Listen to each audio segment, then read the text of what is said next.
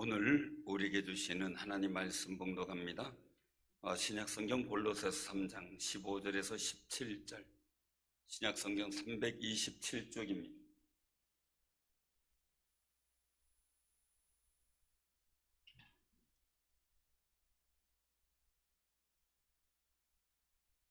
신약성경 골로새서 3장 15절에서 17절.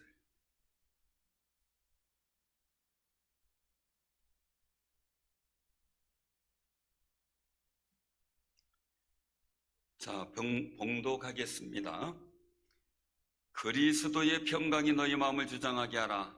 너희는 평강을 위하여 한 몸으로 부르심을 받았나니 너희는 또한 감사하는 자가 되라. 그리스도의 말씀이 너희 속에 풍성히 거하여 모든 지혜로 피차 가르치며 권면하고 시와 찬송과 신령한 노래를 부르며 감사하는 마음으로 하나님을 찬양하고 또 무엇을 하든지 말에나 이래나 다 주 예수의 이름으로 하고 그를 힘입어 하나님 아버지께 감사하라. 아멘. 메마른 대지에 비가 촉촉하게 내렸습니다. 우리 찬양대에서도 이른 단비가 내렸습니다.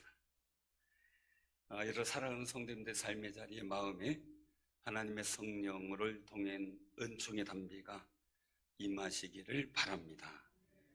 지난주 말씀은 시편 50편 23절 말씀을 통해서 신앙의 열매라는 제목으로 말씀을 선포했죠. 이스라엘 민족은 하나님께 제사로 맺어진 언약의 백성이에요. 그래서 제사로 예배를 드렸는데 이 제사를 통해 백성들의 죄를 사하여 하나님과의 관계가 회복이 됐어요. 그런데 죄송합니다. 하나님께 드리는 제사 속에 중요한 이 감사가 빠진 거예요.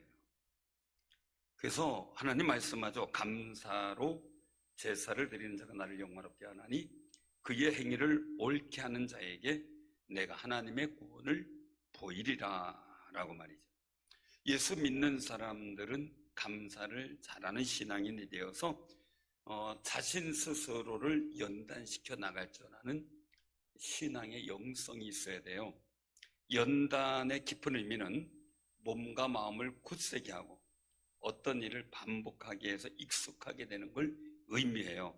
우리는 하나님께 감사 넘치는 마음을 되기로 결심하고요, 반복해서 행함으로 익숙한 삶이 돼야 돼요. 좀 어색한 모습이 아니고요. 그래서 첫 번째 깊은 신앙심은 하나님의 은혜를 깨달아 알게 되고요. 두 번째 감사하는 마음은 용기와 만족이라는 신앙의 열매를 만들어내요. 세 번째는 감사하는 찬송으로 가득 찬 마음은 기적이라는 신앙의 열매를 먹게 되는 거죠. 이 감사를 통해서 얻어지는 신앙의 열매가 풍성하기를 바랍니다. 아주 풍성해야 돼요. 오늘 본문 말씀은요, 이 사도 바울이 감옥에 있을 때에 골로새 교회 교인들에게 쓴 편지 내용이에요. 말씀이죠. 그 당시 골로새 교회는 이단의 미혹과 잘못된 가르침으로 흔들리고 있을 때였어요. 바울은 그들의 신앙을 견고하게 이겨낼 수 있도록 신앙을 견고케도 하고 도움을 주고자 이 말씀을 선포하게 되죠. 이 골로새 3장에서는 예수님 이름을 믿고 구원받은 우리가 이 세상에서 살아가는 자세에 대해서 말씀하고 계셔요. 이 본문 1절, 2절을 보면 너희가 그리스도와 함께 다시 살리심을 받았으면 위의 것을 찾으라. 거기는 그리스도께서 하나님 우편에 앉아 계시느니라. 위의 것을 생각하고 땅의 것을 생각하지 말라라고 선언을 하셨어요. 어떤 상황에서든지 하늘의 가치를 품고, 내가 가지고 있는 가치가 하늘의 가치, 그리고 그 하늘의 가치를 표현하며 살아가는 것이 우리 신앙생활이에요. 하늘의 가치를 품은 사람이 땅의 가치를 표현하고 산다면 조금 어색한 정도가 아니죠. 안 어울리죠. 사랑하는 성도님들, 하늘의 가치를 표현하는 일들 속에서 내 스스로 하나님의 자녀인 자존감이 커지는 거예요. 내가 하나님의 백성이라는 자존감 말이죠.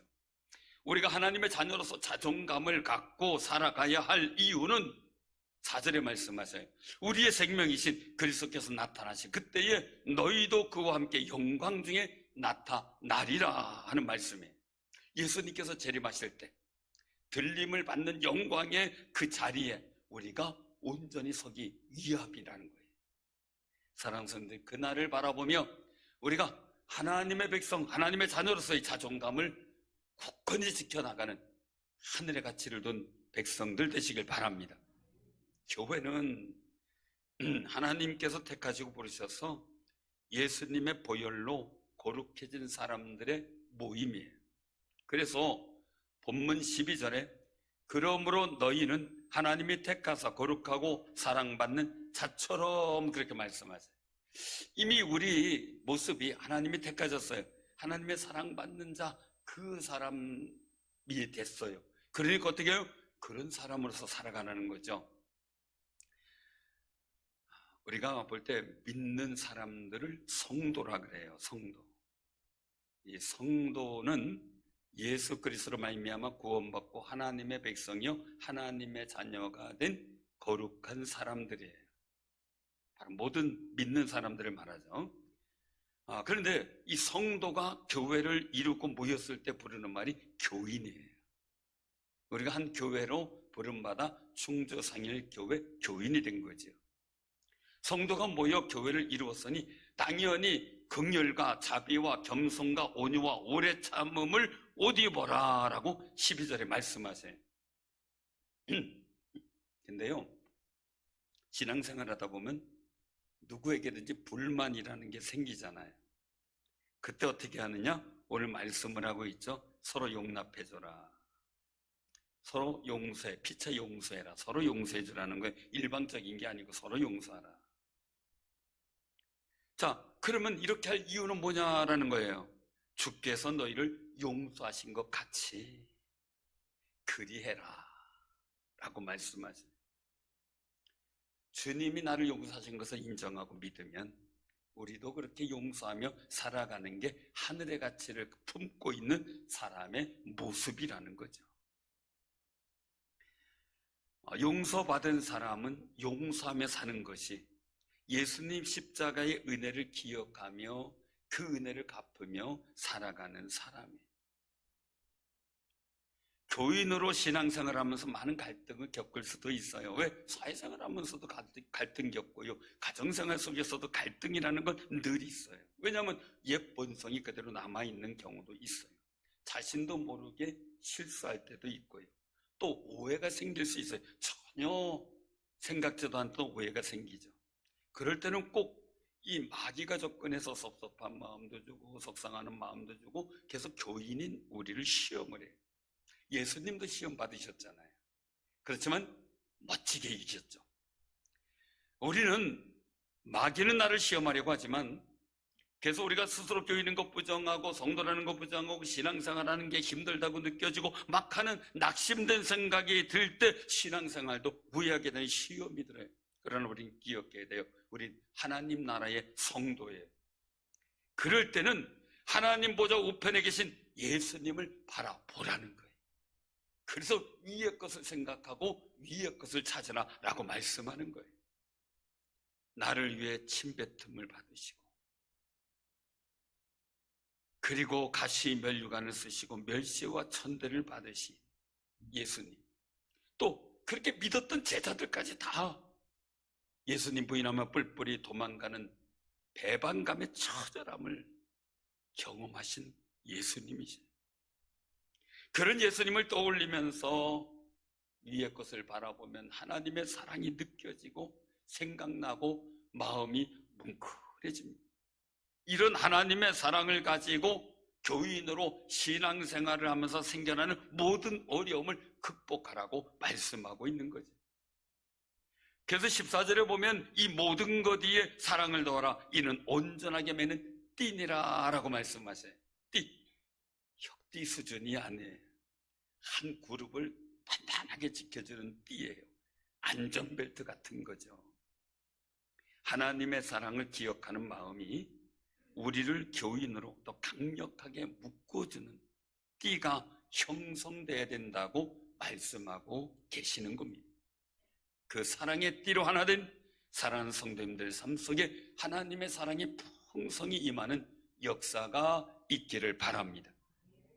그렇게 하나님의 사랑을 기억하며 서로가 대하면 그리스도의 평강이 우리 마음을 주장하게 된다는 거예요. 내 마음의 미움과 원망과 이런 것들 때문에 막 속상하고 답답한 이게 내 마음을 주장하는 게 아니라 그리스도의 평강이 우리 마음을 주장하는데 우리가 그 평강을 이루어가도록 한 몸으로 부르심을 받았다. 즉 예수 그리스도의 몸, 우리가 지체된 몸으로 부르심을 받았다라고 말씀하세요. 사랑하는 성도님들, 우리가요 하나님의 사랑을 기억하고 그 사랑을 표현하고 살면서 주님을 바라볼 때 내 마음에 하나님께서 주시는 평강이 가득 차게 됨을 믿음으로 확신하시기를 바랍니다. 이 평강은 그냥 오는 게 아니에요. 예수님이 주시는 거예요. 요한복음 14장 27절에 보면 평안을 너희에게 끼치노니 곧 나의 평안을 너희에게 주노라. 내가 너희에게 주는 것은 세상이 주는 것 같지 아니하니라. 너희는 마음에 근심하지도 말고 두려워하지도 말라 라고 선언하셔요. 여기서 평안은 걱정이 없고 평안함을 누리는 마음의 상태를 말해요. 히브리어로 샬롬이에요. 샬롬. 평안이나 평강이 같은 말인데 이 평안은 세상이 주는 두려움과 염려와 근심을 이기게 하고 그걸 변화되어 나의 삶의 자리도 평안하게 만드는 능력과 권세 있는 마음이에요. 그래서 말씀하시죠. 이것을 너에게 이르는 것은 너희로 내 안에서 평안을 누리게 하려 함이라. 세상에서는 너희가 환난을 당하나 담대하라. 내가 세상을 이겼노라 라고 요한복음 16장 33절에 말씀하셔요. 사랑하는 성도님들, 주님의 평강이 예수 그리스도를 통해서 이루어지는 평강이 여러분들 마음에 충만하시기를 바랍니다. 교인으로서 교회 생활에서 얻게 된 어려움과 갈등을 하나님의 사랑으로 극복하는 사람에게 주시는 선물이 있어요. 그것은 뭐냐면 세상에서 당하는 모든 어려움을 복되게 만드는 힘인 그리스도의 평강을 얻게 하신다라고 말씀하는 거예요. 이런 평강의 능력은 모든 상황을 합력하여 선하고 복된 것을 이루어가도록 만들어주는 능력인 거예요. 이런 그리스도의 평강이 사랑하는 성도들에게 풍성히 임하시기를 바랍니다. 이 그리스도의 평강을 사모하는 교인들에게 나타나는 신앙의 모습이 있어요. 오늘 말씀 속에 보면 첫째는 15절에 보면 감사가 넘치는 사람이 된다. 그리고 두 번째는 16절에 감사하는 마음으로 하나님을 찬양하게 된다라는 거예요. 세 번째는 하나님 아버지께 감사를 잘하게 된다는 거예요. 하나님 아버지께 감사하라고 말하는 사도 바울의 당시 상황은 자신이 감옥에 갇혀 있는 상황이에요. 억울하고 짜증나고 답답하고 속상하고 낙담할 수 있어요. 그런데 그럼에도 불구하고 골로새 성도들에게 감사하라고 명령하고 있어요. 예, 자신도 감사하니까. 빌립보 교회들도 마찬가지였어요. 사도 바울의 감사는 환경과 여건을 초월한 감사예요. 이 감사의 고백인 미래의 소망이 담겨져 있기 때문에 그래요. 그리스도의 평강과 거기 속에서 이루어진 감사는요, 나의 미래가 소망이 있어 보이게 만들어요. 그리고 그 소망을 이루어가도록 이끌어 주셔요. 우리도 범사의 감사를 풍성히 고백하는 귀한 성도님들이 되시기를 바랍니다. 이 감사라는 말의 원어가 있는데 유카리스테오예요. 유카리스테오. 저거 종칭 같죠? 유카리스테오. 그 안에 이 카리스라고 하는 말이 들어가요. 유카리스, 테오, 카리스. 이 카리스가 은혜라는 말이에요. 이 카리스가 즉 은혜가 풍성한 상태가 바로 감사라는 말이에요. 한마디로 하나님의 풍성한 은혜를 고백하고 그 신앙 마음속에 감사의 넘침을 표현하는, 그게 바로 유카리스테오예요. 감사와 은혜는 하나로 연결되어 있어요. 근데 이 감사와 은혜 하나만이 아니라 은사와도 연결이 되어 있고요. 그래서 감사가 넘치도록 표현하고 고백할 줄 아는 사람은 은사와 능력도, 그리고 기도의 응답인 기적도 체험하게 되는 역사가 있게 됩니다. 사랑하는 성도님들, 그 은혜가 여러분들에게 많이 생겨나길 바랍니다. 우리 하나님이 기뻐하시는 것은 여러 가지가 있겠죠. 복음 전도도 기뻐하시고, 예배도 기뻐하시고, 우리가 드려지는 기도도 기뻐하시고요. 오늘 본문 말씀 속에 보면 성도 간의 사랑의 교제를 너무너무 기뻐하셔요. 그런데 무엇보다요, 우리가 드려지는 신앙의 모습 중에 하나님을 향한 거룩한 고백이 하나님을 기쁘시게 한다는 거예요. 하나님은 사랑하시는 백성들에게서 하나님을 사랑하는 고백의 소리가 많이 들려지길 원하셔요. 또 그 고백, 사랑의 고백, 신앙의 고백, 헌신의 고백, 이런 고백을 아주 기뻐하시는데, 감사의 고백이 너무너무 하나님께서 기뻐 받으시는 모습이기도 해요. 우리 부모님들이 자녀들에게 듣고 싶은 말이 있죠. 아빠 사랑해요, 엄마 사랑해요 하는 거죠. 계속 물어보잖아요. 아빠가 더 좋니? 엄마가 더 좋니? 그죠? 아빠를 더 사랑해? 엄마를 더 사랑해? 야, 이거 참 곤란한 질문이에요. 그런데 어린아이가 막 이제 말 배우기, 이제 한 단어 한 단어 배우기 시작할 때 요령이 있더라고요. 엄마가 더 좋아? 아빠가 더 좋아? 이러면 어떻게 돼요? 아빠. 아빠가 더 좋아? 엄마가 더 좋아? 그러면은 엄마. 꼭 끝 단어를 따로 해요. 그걸 적절히 이용하는 분들도 봤어요. 뭔가 사랑한다는 얘기를 듣고 싶어 하죠. 저희 어머님이 입원하신 요양병원에 면회를 가서 손을 놓지 않는 어머니 귀에 가까이 대고 얘기를 했어요. 사랑해요 어머님, 정말 수고 많으셨고 감사드려요. 자녀들 잘 살아갈 테니까 걱정하지 마시고 마음 놓으세요. 모든 것 다 내려놓고 하나님 품에 안기시길 기도하시고요. 혹여나 하나님의 뜻이 있어 건강한 모습으로 치유받을 뜻이 있다면 낫게 해달라고 기도도 하시고요. 정말 사랑하고 감사드려요 하는 몇 가지 말을 이제 다 기도하고 예배들 기도하고 한 후에 그 몇 가지 말을 해드렸어요. 그러더니 손을 놓으시더라고요. 그리고 이렇게 병실에서 나오면서 손을 흔들어 서로 마음을 표현했는데 그게 마지막이었고 그 다음날 소천을 하셨어요. 제가 그 생각을 했어요. 마지막에 그 말을 못했다면 내가 참 후회가 많았겠다. 저희는 평상시 어머님에게 섭섭하고 서운한 게 많이 있었지만 제가 보기에도 마음을 다해 잘 섬겨드렸어요. 그래도 이 사랑과 감사의 고백을 못한 마음이 아쉬워서 통곡하며 울었습니다. 사랑하는 성도님들, 귀한 관계를 가지고 있는 가족들과 교우들에게 느끼정의 사랑의 고백과 감사의 고백을 잘하는 귀한 삶이 되시기를 바랍니다. 정말 우리가 기회를 놓치면 그런 말을 하지 못할 때도 있다는 거죠. 우리가 섬기는 하나님 아버지께 사랑의 고백, 감사가 넘치는 고백을 많이 하시길 바랍니다. 하나님께서는 우리가 드려지는 감사가 넘치는 고백의 표현을 굉장히 기뻐하셔요. 특히 우리가 받은 하나님의 사랑에 대한 감사가 넘치는 고백은 더더욱이 좋아하셔요. 복음주의 영성신학자 게리 토마스 교수님이 계셔요. 그분은 이런 얘기를 했어요. 감사는 안전벨트와 같다. 한번 따라해 보세요. 감사는 안전벨트와 같다. 빠르게 다니던 차가 탁 멈추면요, 우리 몸은 앞으로 꼭 처박히죠. 움직이던 대로 그냥 튕겨 나가는 거예요. 이때 우리 몸이 받는 충격을 계산했는데요, 시속 80km 다니다가 탁 부딪혔을 때 아파트 10층 높이에서 떨어지는 거하고 똑같아요.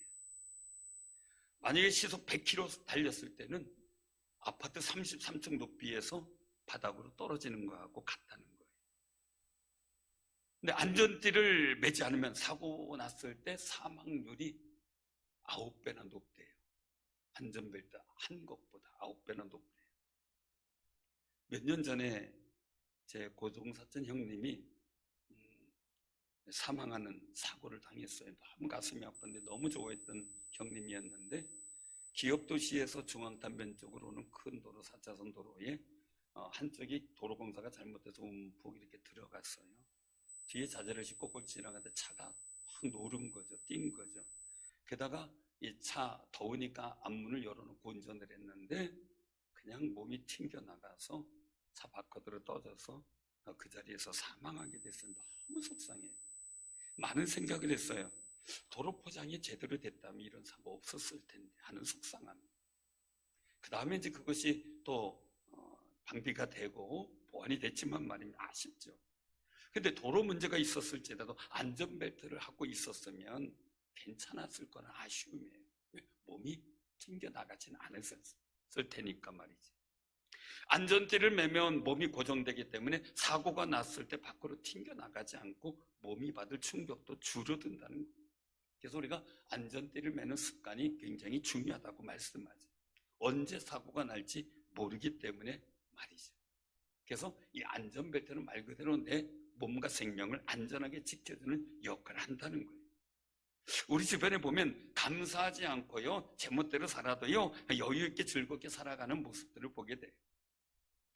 그런데요, 가만히 보면 인생의 열매가 달라요. 감사하지 못하는 인색한 마음은 자신의 삶에도 인색해지고 평안이 없어지는 모습을 보게 돼요. 가만히 좀 돌려보면 그런 걸 많이 볼 수 있을 거예요. 또한 평소에 감사의 삶을 살아오는 사람은요, 어려움 속에서도 하나님의 도움의 손길로 금방 회복되는 역사를 보게 돼요. 근데 감사의 표현이 인색한 사람은 인생의 사건과 문제로 얻어지는 충격에 심각한 위기를 당하게 되고, 그리고 또한 문제 해결에 기미가 없어 보일 때가 많아요. 왜? 하나님의 도우심이 없기 때문이죠. 로마서 1장 21절 22절에 보면 그렇게 말씀하셔요. 하나님을 알되 하나님을 영화롭게도 아니하며 감사하지도 아니하고 오히려 그 생각이 허망해지며 미련한 마음이 어두워졌나니 스스로 지혜 있다나 어리석게 되어라고 말씀해요.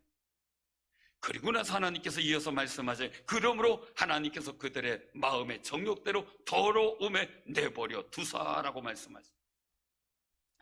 감사가 넘치게 표현되지 않는 마음은 그렇게 살다가 그냥 내버려 둔다는 거죠. 그렇게 살다. 이 얘기는 뭐냐?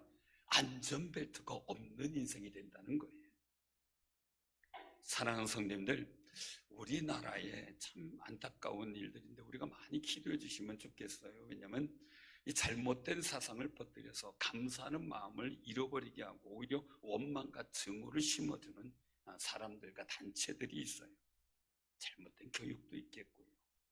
그래서 저는 흑수저, 금수저 이 자체가 정말 운명에 맡겨서는 아주 이 세상을 원망하고 증오하는 그 일들을 심어주는 현상이기 때문에 너무 속상해 하는데요.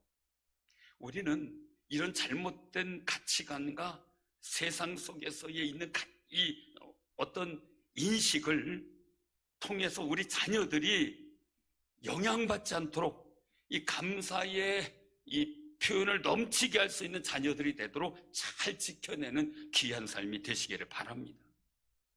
대한민국 근대사 속에 기독교는 국난에 이렇게 중요한 역할을 해왔어요. 일제시대 때도 많은 독립운동가들을 배출했고 또한 사회문화운동, 교육운동을 많이 해왔고요. 그런데 이 어떤 교과서 집필자들이 기독교 공문을 삭제하려고 계획을 하고 삭제를 했어요. 그것 때문에 우리 기독교 한교총에서도 그거에 대한 항의하고 교정할 것을 얘기를 하고 그랬는데 이유가 뭐냐 그랬 공산주의 편을 안 들었다는 거예요. 그럼 이게 뭡니까? 우리 자유대한민국에서 말이죠. 우리나라가 하나님의 손이 지켜주셔서 지금까지 번영과 번성을 누리고 평안을 누리고 있어요. 이 나라에 하나님께 대한 감사가 사라지면 하나님께서 그냥 내버려 두실까 봐 걱정이고 심히 두려운 마음이 있어요. 우리는 하나님께서 안전벨트가 되어 주셔야 됩니다. 우리라도 정말 한국교회라도 우리 중대상열교 성도라도 감사가 넘치는 고백을과 표현을 잘해서 하나님이 안전벨트 되어 주시는 그런 나라와 그런 인생과 그런 가정 되기를 소망하는 귀한 삶이 되시기를 바랍니다. 이 감사의 고백을 풍성히 잘 드리는 백성은 하나님을 기쁘게 해드리고요, 더 풍성한 하나님의 복을 누리게 되는 것을 성경을 통해서 알게 돼요. 본문 16절에 보면 그리스도의 말씀이 너희 속에 풍성히 거하여 라고 말씀, 이 감사가 넘치는 표현하는 사람에겐 하나님 말씀이 풍성히 들어오는 좋은 밭이 되고요, 30배, 60배, 100배의 결실을 맺는 놀라운 역사가 나타나죠. 감사의 표현이 넘치면 하나님의 말씀이 그 마음에 풍성해지고 지혜롭고 영적 만족감이 넘친다는 말씀도 됩니다. 시편에 보면 다윗이 고백한 시들이 참 많죠. 찬양들이. 제가 좋아하는 시편이 여러 가지가 있지만 그 중에 시편 23편이에요. 아마 우리 성도님들도 대부분 다 기억하고 좋아할 거예요. 그리고 영화의 장면에도 많이 등장하는 말씀이죠. 여호와는 나의 목자시니 내게 부족함이 없으리로다. 그가 나를 푸른 초장에 누이시며 쉴 만한 물가로 인도하시는도다. 이 말씀은 다윗의 신앙 고백인 동시에 감사의 고백이에요.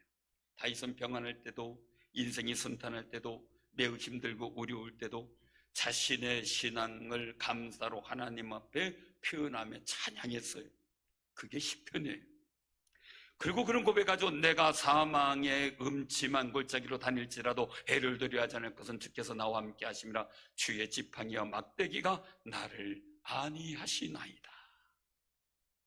이 감사를 고백하는 상황이 생명의 위협을 느끼는 순간에도 감사가 넘치는 고백을 했어요. 하나님의 인도하심을 믿었기 때문에 말이죠. 그런 다윗이 하나님 마음에 콕 들어맞은 거예요. 내 마음이 합판차다. 사랑하는 성도님들, 저도, 우리도, 우리 자녀들도, 우리나라도 하나님 마음에 콕 맞는 감사가 넘치는, 감사의 표현이 넘치는 그런 아름다운 역사가 있기를 바랍니다. 저도 할 수만 있으면 하나님 마음에 꼭 맞고 싶어요. 우리 사랑하는 성도님들이 그런 아름다운 역사가 만들어졌으면 좋겠고요. 어머님 살아계실 때 집에서 예배를 드리면서 제가 그동안 부르다가 어머님 제일 좋아하는 찬송이 뭐냐고 물어봤더니 그거. 그랬더니 주는 나를 기르시는 목자요. 그거 불러달래요. 570장을 불러드렸어요.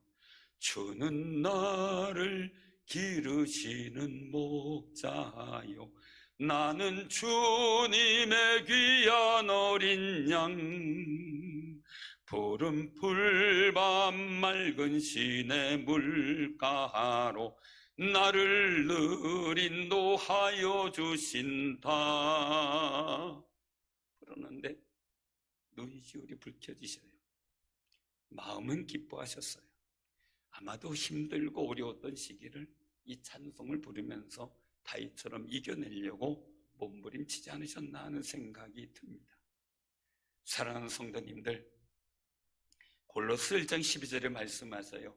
우리로 하여금 빛 가운데서 성도의 기업의 부분을 얻기에 합당하게 하신 아버지께 감사하게 하시기를 원하노라.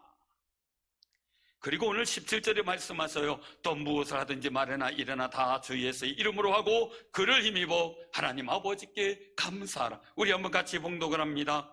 또 무엇을 하든지 말이나 일어나 다 주 예수의 이름으로 하고 그를 힘입어 하나님 아버지께 감사하라.